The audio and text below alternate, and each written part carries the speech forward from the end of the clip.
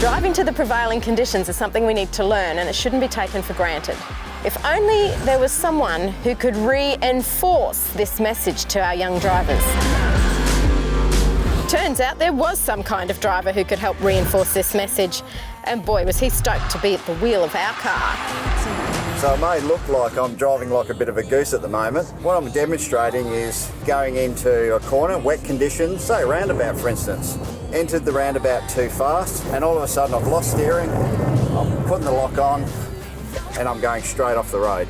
That's called understeer. So the front is skidding, like I'm turning, and there is no grip on the front of the tyre. Just be aware that when the conditions outside the vehicle change, you need to adjust the way that you're driving.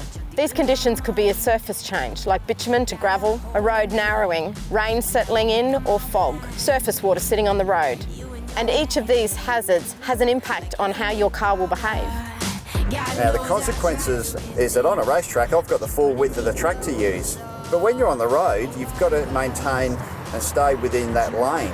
And if you understeer, you're going to drift out into someone else's lane and either hit oncoming traffic or hit the cars next to you.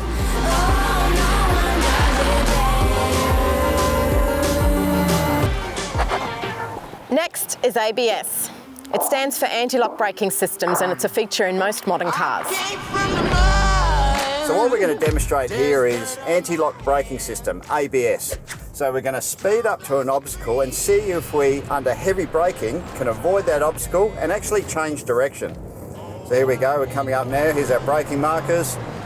Hard on the brakes.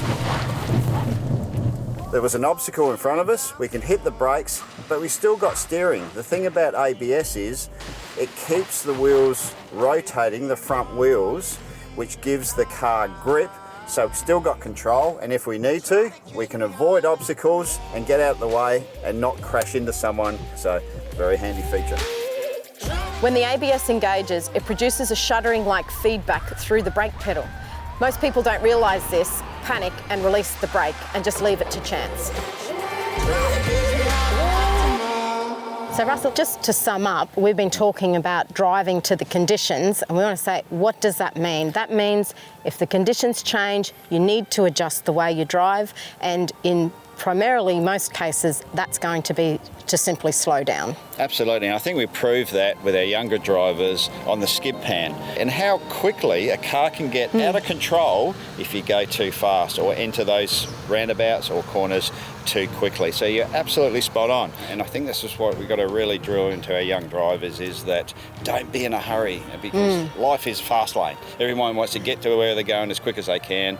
Just until you get that experience, just pace yourself, know your car, and look after your family and friends.